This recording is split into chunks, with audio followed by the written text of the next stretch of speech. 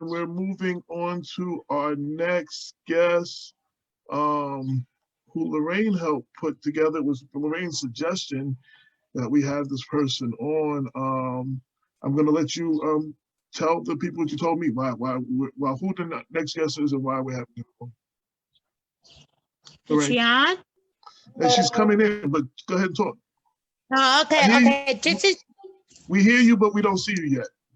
You have to turn on your camera. Yeah, I'm doing that right now. Hold on. Here we go. Here we go. Okay. Okay. Lorraine, introduce our next guest, please. Hi, this is Jeni, right? Yeah. You don't pronounce it Jeni. You pronounce it Jeni. You are Jeni Long Wallace. You're one of the few to get my name right. Yes. This is a woman, AJ, that I told you about that I've been seeing basically with this pandemic and everything that's been going around. She's been working really hard all over Westchester County and delivering services, need PPE, food and stuff like that for those that are in need. And I heard about the Matthew Wallace Foundation, but I didn't know the story because when she lost her son, that was when I was living upstate, and I I was not here. But I went into the website. I actually donated to the foundation, and I started reading the story, and then I just said, this is a phenomenal woman. We have to have her on. We have to have her tell our story. And that's why she's here. I want to welcome you to the show.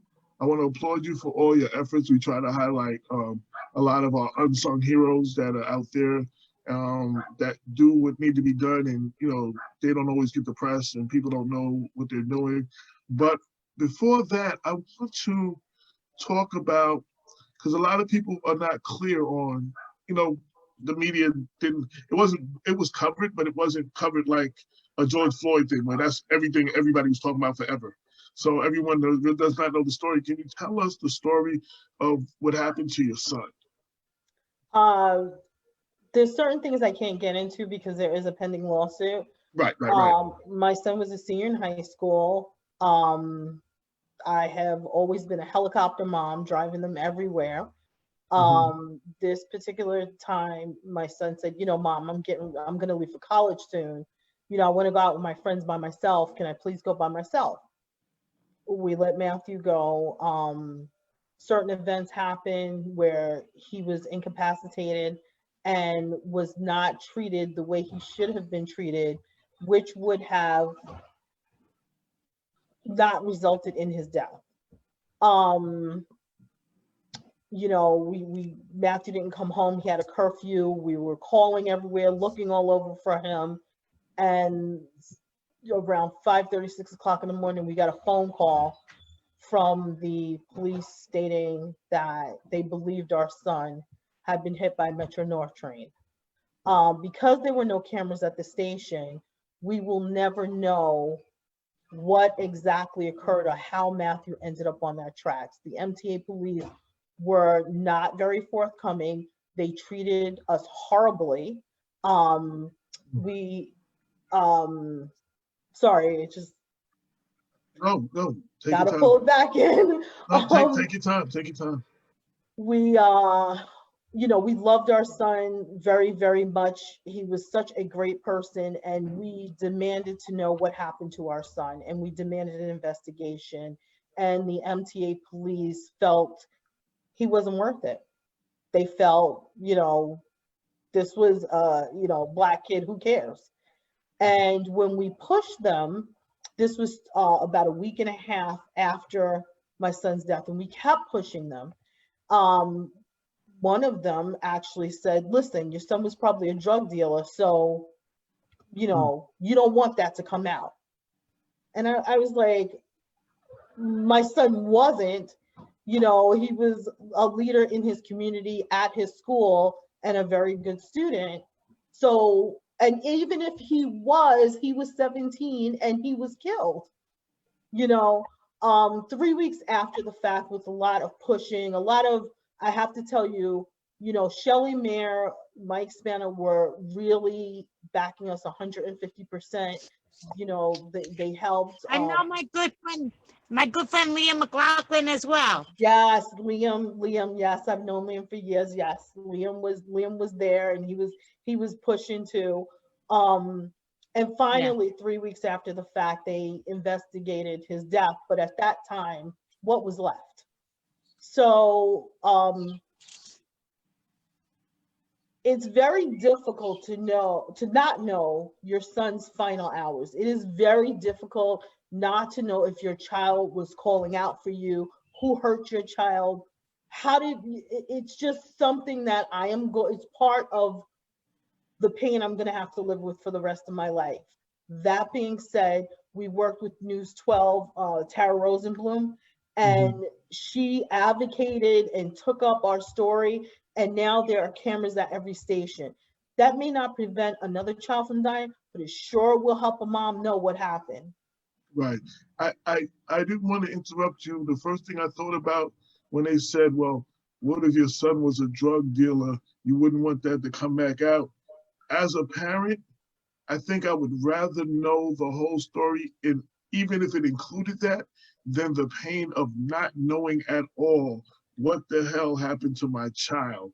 And I think that was egregious for them to tell you that and use that as an excuse of not doing their job. Because at this point, they just didn't, from everything I've heard, they did not do their job. I think one of the things that people need to understand, that just because MTA adds the word police after that sentence or after those 3 letters, right, they're paid by the MTA. Right. They are, in essence, a private police force. Right. It is not in their best interest to investigate anything, no matter what color, creed, or whoever's on those tracks. Right. That being said, in this climate, we need to understand that everybody is somebody's child. Right. Absolutely.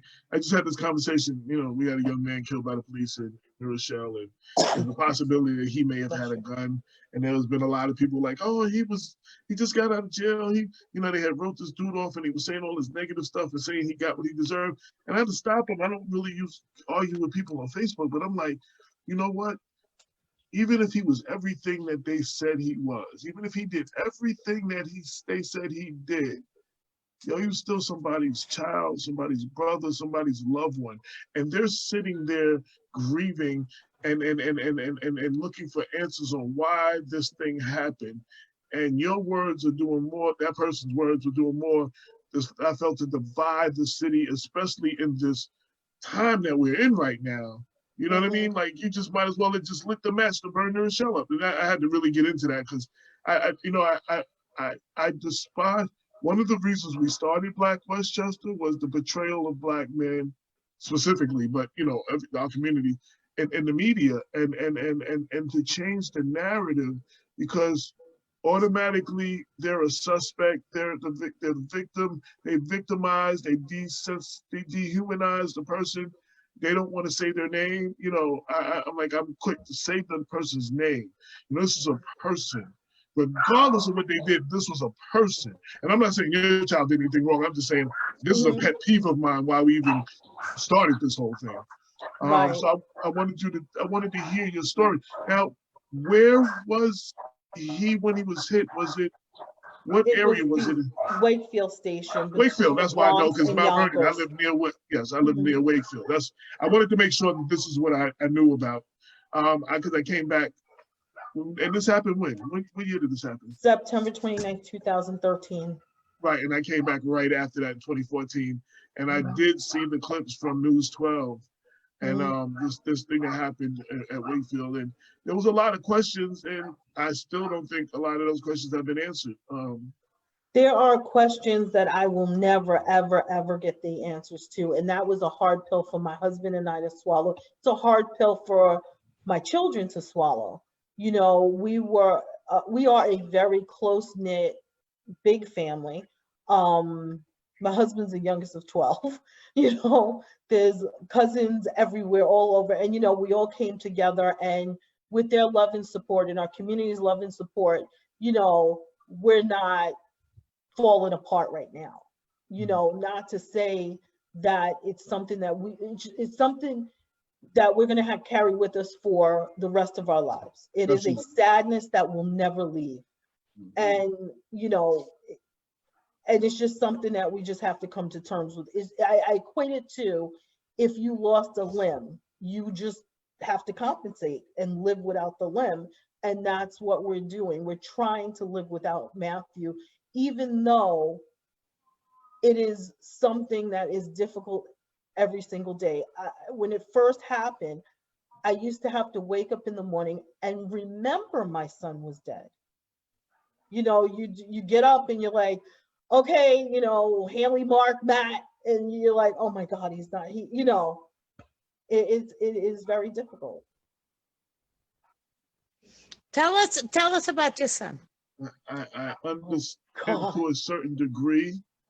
Coming upon the 6-year anniversary of my mother, that's the reason I came back to New York from Atlanta. My mother had cancer, and she was actually scheduled to come back home and she was doing better just before she died. And there is not the time, like when things happen, the accomplishments we've done, with Black Westchester, the first person I go to call is my mom, who always pushed me to do this kind of thing, and I always ran from it. And it's like, to this day, I still sometimes want to pick up the phone, or almost go to dial that number. So I know the loss is a little bit different, your child. I mean, but I can relate on that level, and it's it's just like, this time of the year, so you remember everything, and I'm sure you do this too. She died July 11th. So like, I'm seeing memories on Facebook now, and I'm like, this is when my partner Damon, I just had a conversation with him. This is the day, I was at the hospital every day. He brought me out to his friend Charles Billup's house for a big cookout, and I met Corey Pegues, Lorraine, for the first time. And I was just telling him, like, I can remember every day what I was doing up to that point. And I'm sure every year that, and then the holidays on top of that, birthdays, that's worse. I want to say I'm sorry for your loss of your mom. Thank you. It's a huge relationship to lose. Every single day, I talk to Matthew all the time. My husband and I talk to Matthew all the time. I talk to my mom all the time. What we've chosen to do, and grief is different for everyone. Yes. We've chosen to just treat life. Matthew's still here. He's still with us. He just lives somewhere else. That's the only way we can get through it. So I talk to him every day. Some days I'll see something funny and I go, I know you saw that, Matt, or whatever. Or sometimes I'll be aggravated and be like, Matt, I want to really let this person have it. Right. So we talk, my husband, it's so funny. My husband, when he can't find something, he's like, Matthew, help your father. And sure enough, seconds later, he'll find what he's looking for. Right. And I mean, it's just, people who have never suffered any kind of loss with someone they're close with, whether it's a child is worse. I mean, a parent is one thing, a child, a mother losing a child, man, is something that I will never know. You've given birth, that person came out of you. I mean, there's just this connection that, unless we're in that situation, you can't even understand. I can empathize, but I can't even understand. What? If I didn't have 2 other children that I needed to help through the grief process, I probably would have killed myself. And I'm not even going to lie about that. That's the reality. That's how deep that pain goes. But in the midst of everything happening and falling down around my ears, my husband and I saw our 2 children who were extremely close to their brother fall apart, and we had to be strong and pick them up. Now I know there's things that you can't talk about. First off, there's lost Lorraine. I guess she's coming back. Yeah. There's a lawsuit or whatever, so there's certain things that you can't talk about. And I want to address that too before I say that. Most people always say, well, they think the money, you'll get X amount of dollars. That can never bring your loved one back. You'd rather have your loved one back before any of the kids, any amount of money. No amount of money can help. But I believe from the things that I've read, he was riding the train home. What did he do? Miss a stop or something, and then got a ride to somewhere Can else. I Ended up. look at it? So if you can just explain, if you, I think Lorraine was yeah, saying yeah, go something. ahead, Lorraine. Because I want to, be clearer on that for the people, because we don't. Mhm. Whoever can fill out that piece of the puzzle. Lorraine. Thank you, tonight. Mhm. I just wanted, because you touching on loved ones. I lost two brothers. I had two brothers murdered here in Yonkers. My little brother, I found laying on in an alleyway, and I see him, take his last breath. He was shot. He was shot 6 times, Oh wow. and I watched him die. And that led me to run for public office, and I won. And I was a colleague of William McLaughlin. That's how I know him so well. I just wanted to, since we're having a conversation, I wanted to touch on me too, to know that I don't know what it's like to lose a child, but I know what it's like to lose somebody you love that close.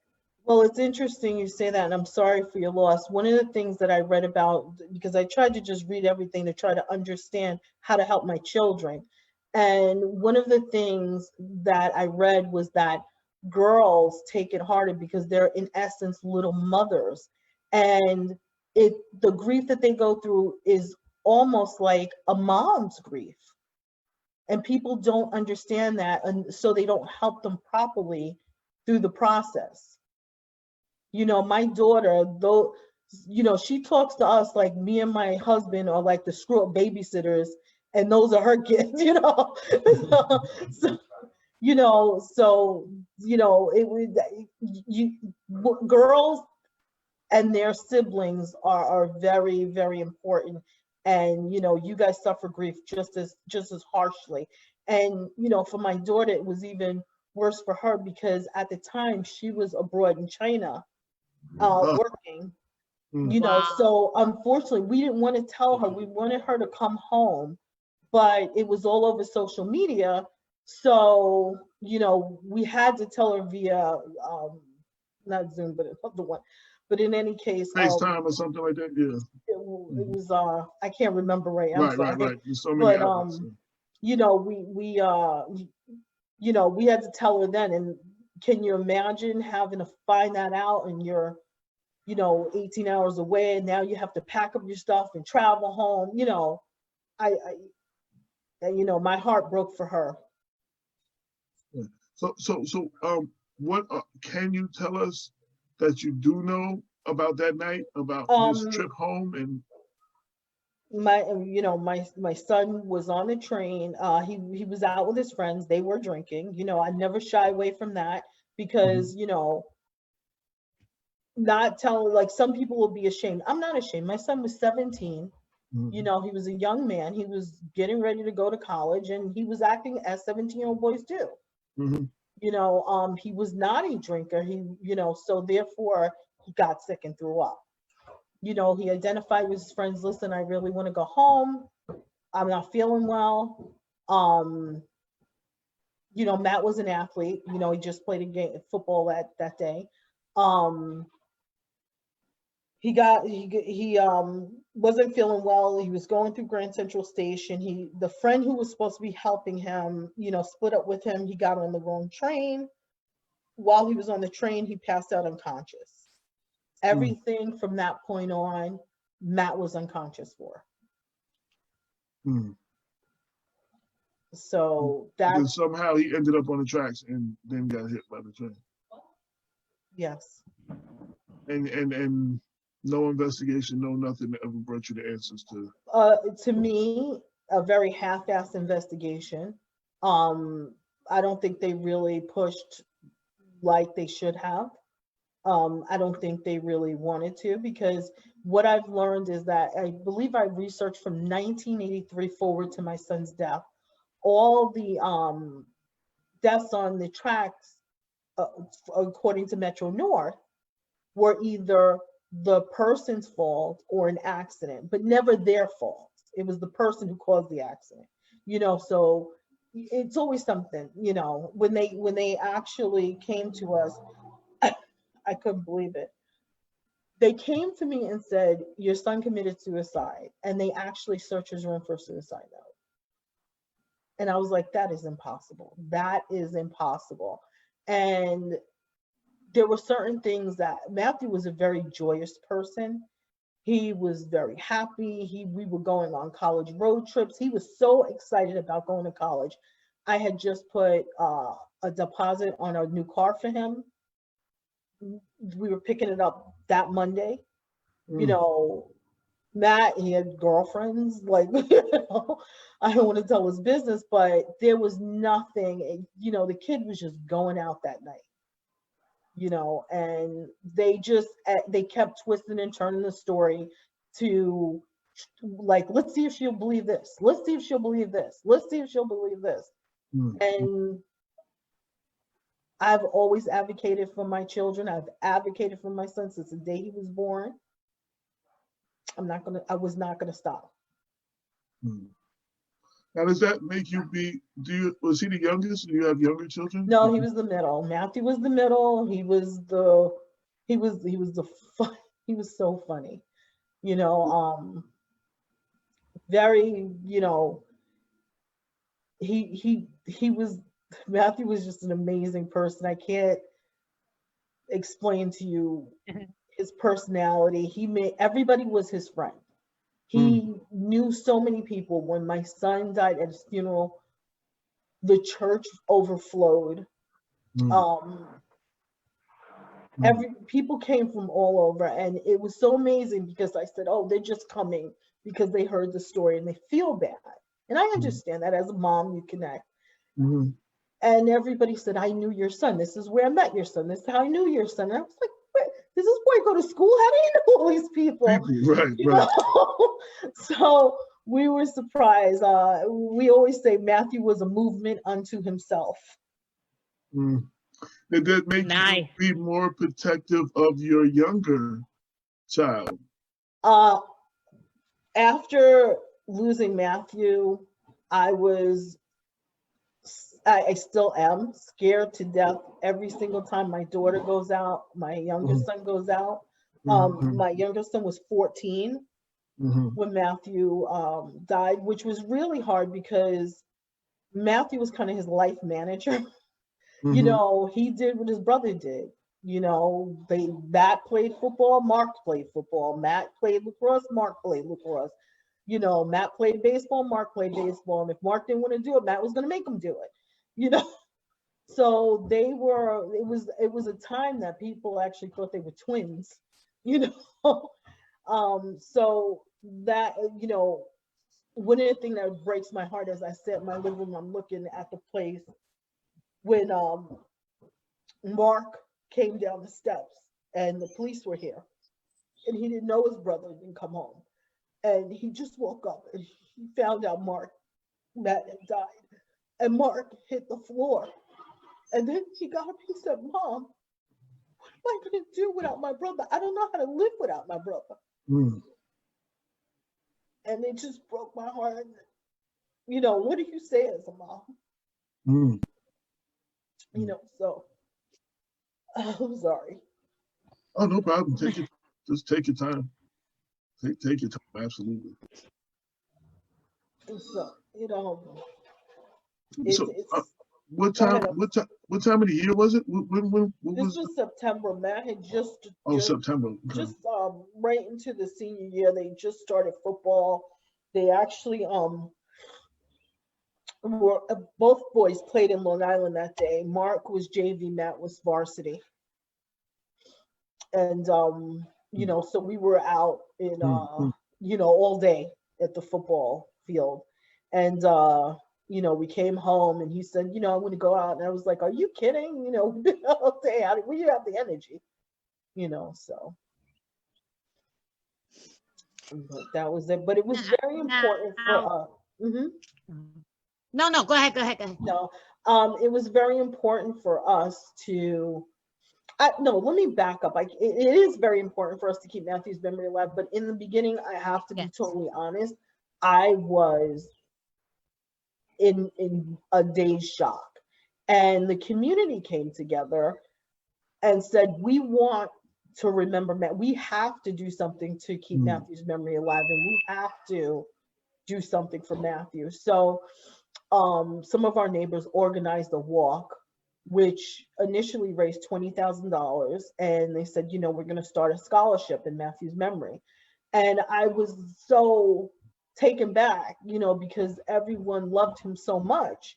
And I said, okay. And then I jumped on board and we started a 501c3. And then we went from scholarships to helping in the community. Our goal was, Matthew really believed in his heart that it is not, Matthew was a Boy Scout, and he's working on his Eagle, he's very involved in the community, and he believed that anybody could stay home and study and get A's and get all the scholarships. But what about the kids who actually are helping people in the community and get B's? What do they get? Nothing. So one of the criteria for the Matthew Wallace Scholarship was not making grades a requirement. You have to prove that That's amazing. Yeah, so you have to prove that you are a good citizen in the community. What are you doing to change your community? Matthew, his caption, which was going to be under his graduation picture, which he chose, was "Be the change you want to see in the world."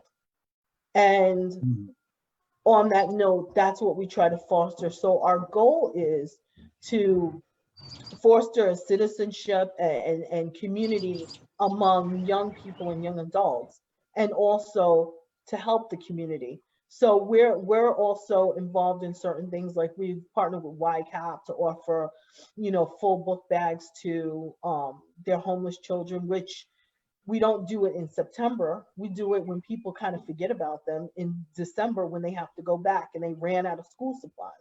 I know I have 3 kids, and come January, when you're trying to get the kids back, I'm like, holy cow, I gotta buy all this stuff again. What'd you do with it?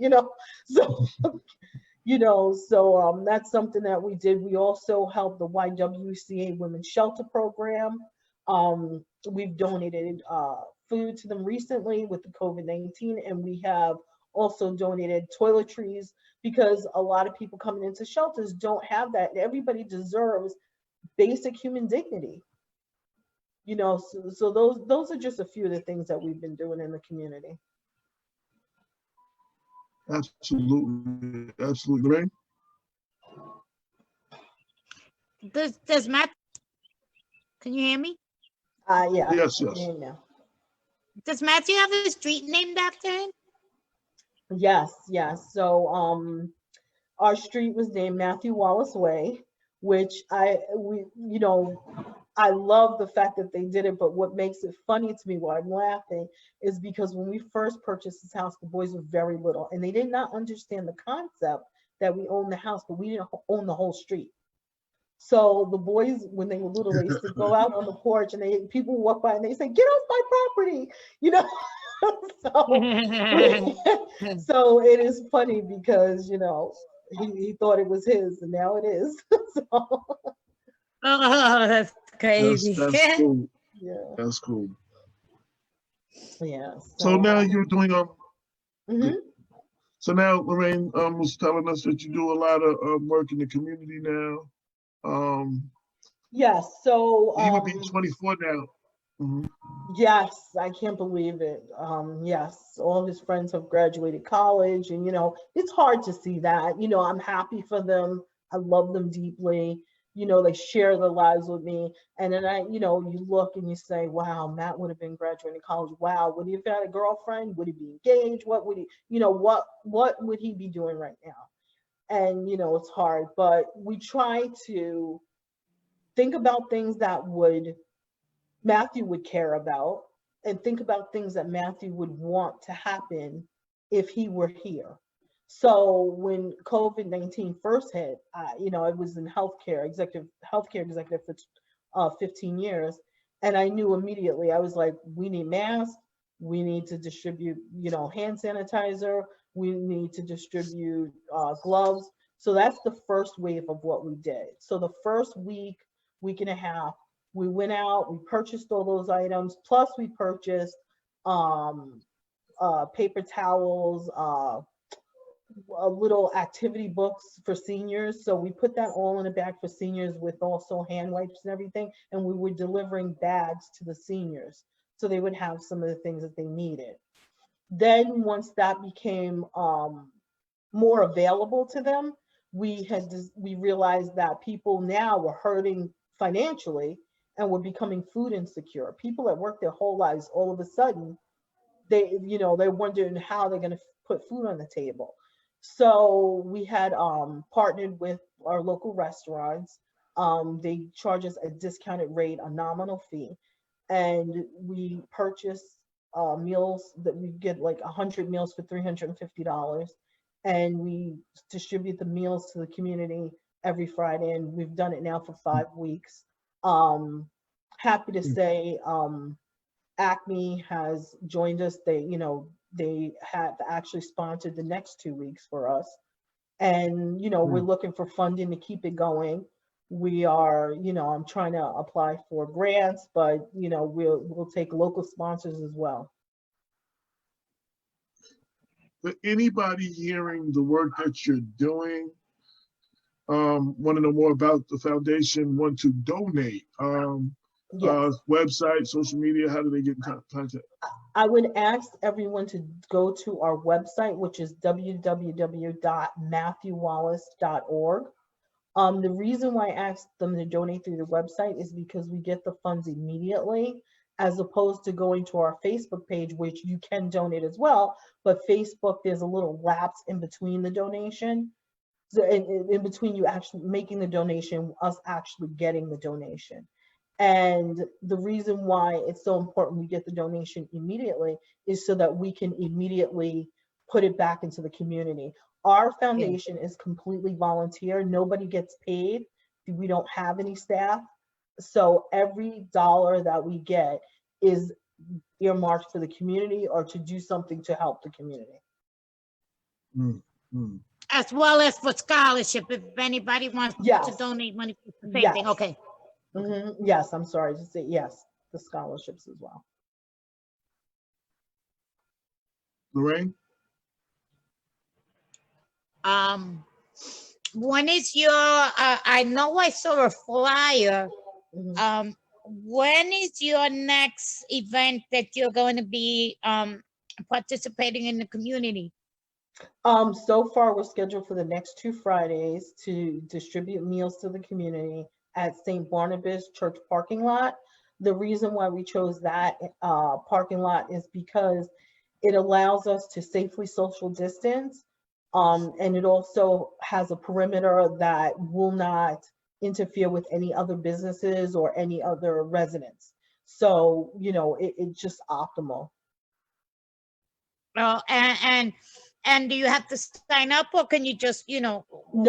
So one of the things that I know about food pantries, because they get government funding and grants, they have to take documentation. They have to take people's ID. We didn't want to do that. Because a lot of people are very proud and they're not really interested in letting people know. Especially in that area, especially in that area, So and they need it. Right. So we, it's just it's what it is. We called it grab and go, and that's what it is. You come up, you say, we have a sheet only for households. So we have household 1 and household 2, because sometimes people are picking up for a neighbor or friend. So you tell us how many adults, how many children, so we know what to pack and how to pack it. One of the things that was really cool, Greystone Bakery has been donating brownies. So when we know somebody has kids in the household, we'll throw in a few extra brownies. We had one of my friends, Carolyn, went to Stop and Shop and picked up the little grow pods. So we'll say, if you have kids, here's an activity, because everybody is stuck in the house. They need something to do, especially with kids. I couldn't imagine my kids being little now and being quarantined and, waking up every day trying to figure out, what do I do?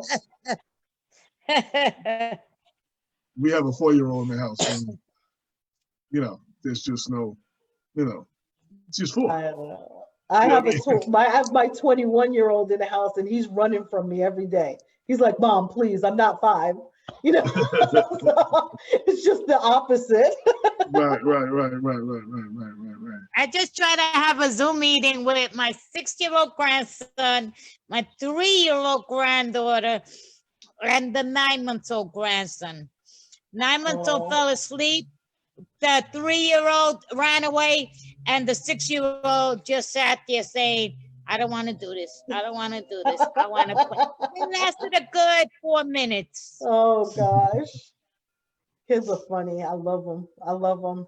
I keep hinting to my 2. I need a grandchild.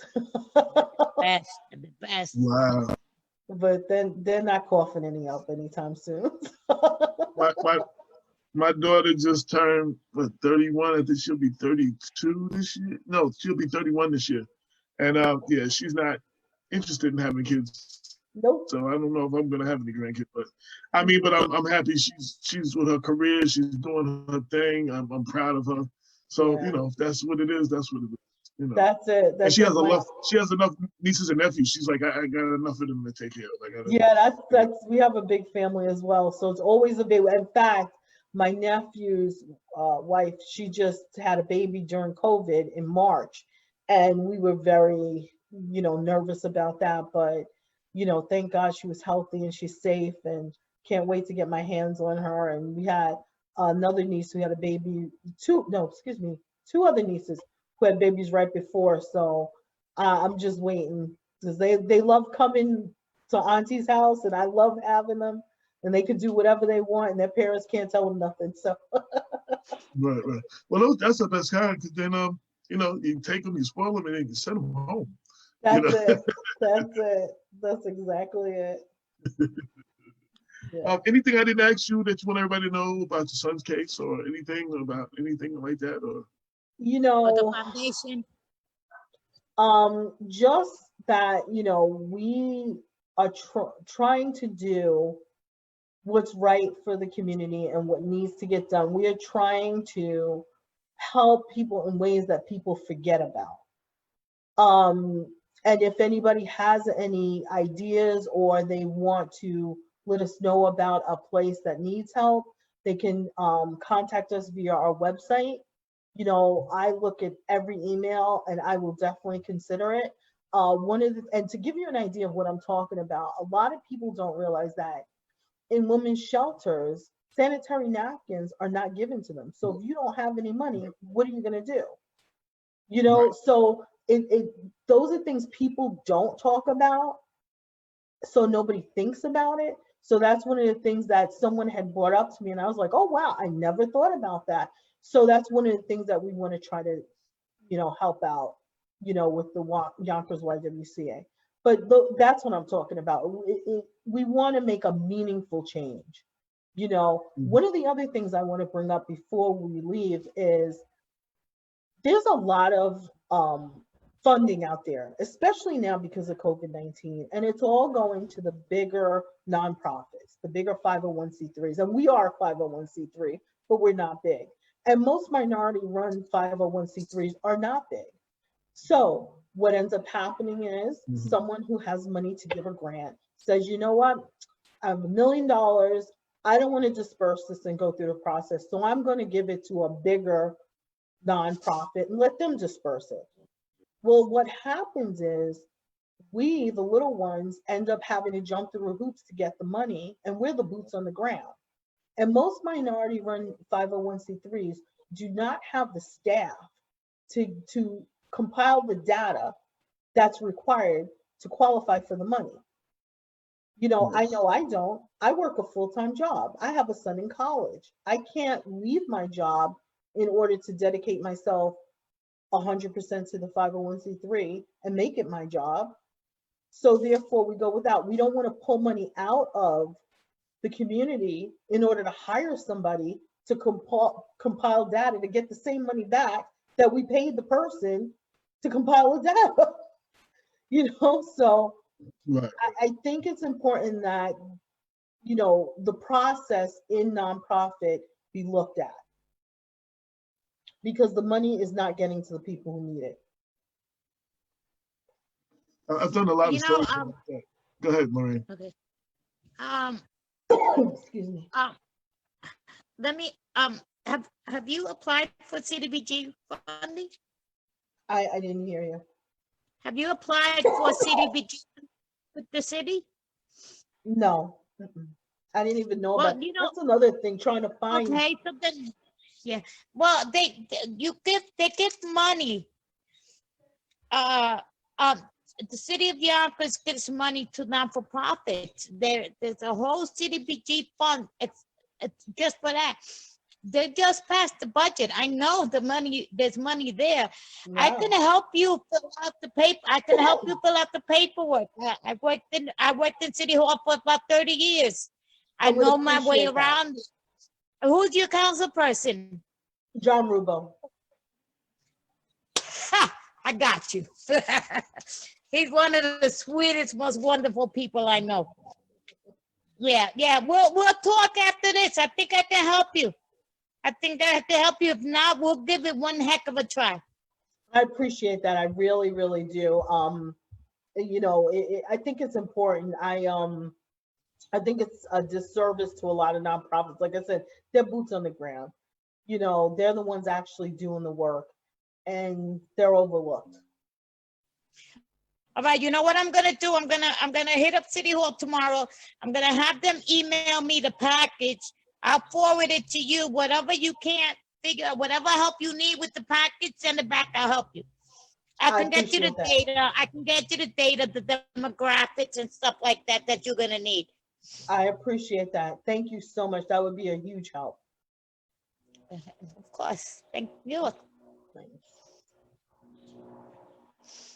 That's what's up. That's what she does. That's why she's Lorraine. I listen, I She is appreciate it. the I she is the appreciate it. queen of You know what? Yonkers. We have to network, and we have to stick together, and you know, let everybody know what's out there. You know, so that's the way we get things done. Yeah. Let me ask you another question. Is there any items people can donate as opposed to, just cash if they have access to stuff? If there are items that you need and, say so there may be people listening or who will listen and can, get access to stuff you need. Okay. So right now we are not acting as a full food pantry. So we don't have, like I said, every dime that we have goes back in the community. So we don't have an office. I am working out of my home. So Mhm. we can't really take those kind of donations. If anybody wants to donate Mm-hmm. food, like cans of food, things that are not perishable, they can drop it off that day at 2 o'clock. Um, the Actually, the flyer goes out every Monday, and we post the flyer on our Facebook page. So the address is on there as well. You know, we definitely take food donations, to help people along. I mean, every little bit helps. You know, the worst thing, is seeing the kids on the line, because as a parent, you never want to be food insecure for your child. Right. And, Well, and and then And and you around also school, I'm sorry. you also gather take PPEs, masks, and stuff like that, right? Yes, we will take hand sanitizer, mask, gloves, whatever anybody can donate, we'll take as far as PPE items. And just to let you know, so far we've donated over 3,000 masks to the community. Good for you. So, that's incredible. And then in the school time, you'll need like stuff like school supplies, pencils and yes. pens and notebooks and stuff. So one of the things that I do is with the community at large, I post everything we're doing on Facebook, on our Facebook page, and then I send it Mhm. out and post it on different pages. So if we're going to do a book bag drive, we'll put it on our Facebook page and we'll put it out there to the entire community. On everyone's page, we put it on, we've asked you guys to post stuff. You guys posted stuff for us in the past. I Okay. post all the time. Yes. So, Yeah. we always put it out there in enough time for everyone to donate. So, we are very active. We also have our Twitter and our Instagram. And so we will do that. We haven't put anything What is it? together. I'm sorry. What is? I was saying, what is the Instagram? What is the Twitter for people? The Instagram is Matthew Wallace Foundation, and the Twitter is at MW22 Foundation. We haven't put anything up as far as school supplies yet because we don't know what September is going to look like. We don't know what's going to happen. Chances are they might not even need a notebook and a pencil. They might need an iPad. Yeah, I Yeah. think that technology is going, what I've noticed within the Yonkers community is technology is where we're lacking, especially now that COVID hit, because you're seeing people say, well, I don't have a computer, I don't have internet. How are my children going to learn? And Yeah. the scramble to get these kids the technology they need is just, I'm dumbfounded by it. So like we've held back on what our plans are with that because we're trying to figure out which direction the schools are going to go in and what is really going to be needed. Yeah, in Yonkers, they only gave 1,000 computers, and they didn't give it to them. They're loaners because you have to return them. So if the child breaks it, they're responsible to pay for it. And we have over 30,000 children under the poverty level in the Yeah. Yonkers public school system. Yeah. That to me, that is ridiculous. And I feel like, again, you have all these huge nonprofits, especially in Westchester County. You know, what are you doing? Most of it goes what- to staff. Most of it goes to staff. Yeah, they forget. After a while, they forget what their primary purpose is as far as what they're supposed to be doing with the fund. We be doing with the funding, and they get a vice president. They get a manager. Then they'll get a supervisor. And then they'll get an accountant. And then they'll get an accountant to help the accountant. And the money gets lost. The money gets lost. Yeah, I mean, we were approached. Somebody said, "Oh, you should do a gala," and we said, "Okay, what does that look like?" I said, "I'm not wasting that money to do a gala." And then after I realized how much money is being wasted, I got offended. I'm like, "You're supposed to be out here fighting the good fight with me. Why aren't you doing that?" It's just ridiculous. It's just ridiculous. But I hope that we will grow and we will become one of those big nonprofits and we can do what we intended to do. Well, you know what? You don't have to be a big, you will. But right now, you have no idea how much of a help, how much of an angel you are to so many people. So Thank you. you're completing your mission every day, and let's try to help you get prepared, to get even bigger. I hope so. I hope so. We really want to make a difference in Yonkers. And we try every day. Like I said, anybody who has any idea, where they feel there's a gap, there's a hole, they can always, reach out to us via our website and we will consider it. I get back to everybody. I think it's very disrespectful not to reply back, no matter how big or small the question is. So you will definitely get a reply. And where's that email again? It's our foundation page. We have an info box where you can fill out your information and you can write in what your question is or what your idea is, and it's www.matthewwallace.org. Okay. And I just posted the link to that and the Facebook page in the comment section on Facebook. Thank you. Thank you. I appreciate it. Anything I didn't ask you? Any last words? Anything you want to say to the people? Say to the MTA? Say to anybody? This is a family show, I'm sure, so you don't want to hear what I have to say to MTA. But what I will say, in this time of COVID and in this time where our politics are coming before our compassion, everybody needs to take a step back and calm down. We need to learn to respect each other, and we need to learn to respect the fact that we have a two-system party. That is being American. There's always going to be somebody on the other side. and everybody has a right to their opinion. Mhm. So instead of worrying about trying Absolutely. to chop somebody down for their opinion, worry about the person who doesn't have a meal to feed their children. That's right. Well, I thank you for your Beautiful. time. You can get my information from Lorraine if you ever Okay. need us. You ever need to get the word out about anything that you're doing.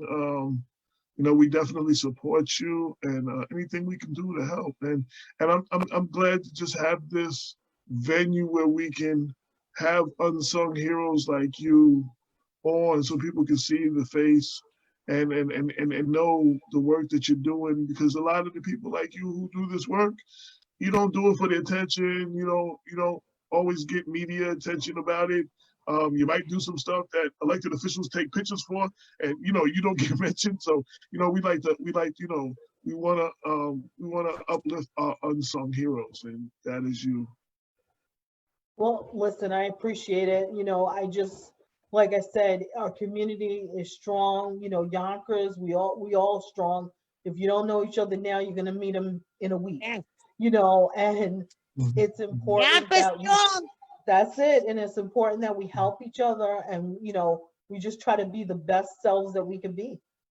So I appreciate you. I appreciate you guys taking an interest in me. It was so funny because my daughter said, "Mom, they're gonna interview you." I was like, "Yeah, they must be scraping the bottom of the barrel because I'm not Oh, interested." no, no, You no, honey.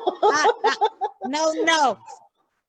We So, look at the stars. We but look at the stars. so We look I'm just at the doing stars. my thing. I don't think anything, I'm anything special. Anybody can You do what are, I but do. you are, but you are. Thank you. Thank you. I appreciate it. Thank you so Well, much the for, show's called People. Even I'm sorry, no, I Miss. said even no, I said even though we have a lot of politicians on the show's called People Before Politics, and we try to be about the people's business. Well, I appreciate it. Thank you so much. And, thank you for giving the Matthew Wallace Foundation this platform to be heard. So I appreciate it. And I, appreciate you both. Stay safe. I hope your family stay safe and well. All right, say hi to the kids. I will, definitely. Thank you. All right. Okay. Bye. Bye-bye, All guys. right, you have a blessed day. Thank you. You too. Thank you. Bye-bye. All right, Bye. and Lorraine. So, is Yeah. there anything that you would like to? Oh, she clicked off on her own, and I click it off. So, thank you for bringing her to our attention. Like I said, I came. That happened in September, and I came like so. I had heard it happen, but I wasn't. Black Westchester wasn't even created yet, and I don't Yeah. think the media And did a you're great job, going in and out. except for the Going in News and 12 out. coverage, and covering the situation. And then, You're going in and out. well, okay. Last words. Say what you got to say. What you want to say. While you had her on, and anything you want to talk about in the last 5 minutes. I already said why I wanted to have her on, because I saw all the wonderful work that she's been doing in the community. And I never really heard of the Matthew Wallace Foundation, but then I see that she's been working. I'm not just what's interesting with her is she's not just in the areas that are predominantly Black and Hispanic, but she is. But she's also using her foundation to help up to St. Barnabas, where the Irish are and the Italians are. Like her primary purpose is to help people, regardless of race, color, creed, or anything. I think it's a wonderful thing. Because I'm gonna be honest, we have the Mexican community here that only gives to the immigrant community. That's it. So like we have to do more. We have to do better when we're helping each other out, and she's a prime example of that. And I just think that her story is phenomenal. I think her son needs to be remembered, and we need to help her with her foundation. Anything about the election? This is the last show before the last show before the election. So we have one more show. Anything you want to get out there about anything going on? Any of the candidates? Any of the races? Now it's too much to go in to get into in 5 minutes, AJ. But I do want to say is that people check out where your early voting place is, especially us folks here well, I'm not in Southwood Yonkers, but the folks in Southwood Yonkers with my people of color, the Hispanics and the blacks. On primary day, we're only going to have 2 voting places, for our people, and they're miles and miles away. So I would urge somebody to go, to the library and and the other areas that are open for early voting and try to get that done. That's what's up. That's what's up. That's what's up. Yeah, anybody who can get out and do your early voting, you're gonna vote absentee. Make sure you fill it all out and get it in. Important is that you vote. This is a very, very, very important election. And that's why we've done all these candidate interviews to kind of give you, a look at the candidates and ask them the questions that they probably won't always get asked everywhere else that our people care about. So, we hope we did a good job. The New York 17th congressional race, once I edit David Buchwald's part, I'm going to put a whole thing with all of the candidates that we interviewed, and it's one last look at the candidates, and you could actually watch any one of the candidates' interviews if you want, and you can compare them and hopefully make an informed decision for those voting in that race. Yeah, man, just get out and vote, fill out your census if you still haven't, and be out there protesting, man. Just be careful out there. You know what I mean? Just be careful. But I'm proud of the ones that are out there. Proud of, a lot of brothers and sisters is out there, and Yeah. I just seen they had like 1,000 people, and not too many of them look like us in Rye protesting. 1,000 people in Rye protesting. It was mostly white. But I mean, that just, this is moving everybody. This is affect everybody. You can't be human if you watch that video and the videos and it did not affect you. You just can't be human. Something wrong with you. Something's just wrong with you. But people are making their voices heard, and a lot of white people are realizing, they don't have to face these things, but these things are not right. And they're willing to speak on it now. You know what I mean? Maybe they needed the video to make them see what it really is, but there's no going back now. So, just we need to get our elected officials. Marching is good and protesting is good and amping everything up. But now the next part of that is we got an election come. We need to protest at the ballot box. With the people, if they're not doing the job that we need to do, we need to get them out and get people in there that can do the job. And we need them to pass police crime legislation. And you have the power. They got to come see you for your vote. You're going to put them there. And if they're not talking about that, then they might not be the person that you need to put there.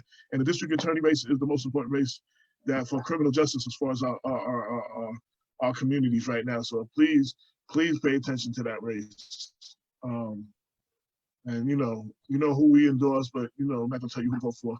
You hopefully will make your own decision. But that's it. With that said, if let's ring out the other words, that's it. Okay.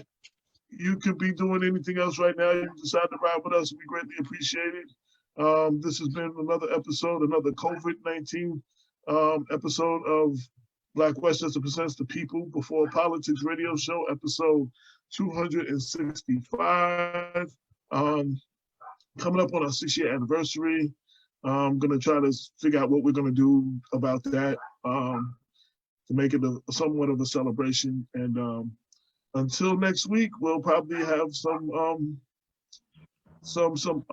last minute looks at some of the candidates maybe for the election. Something about the election. It'll be 2 days before the election. So we'll be doing something on the election next week.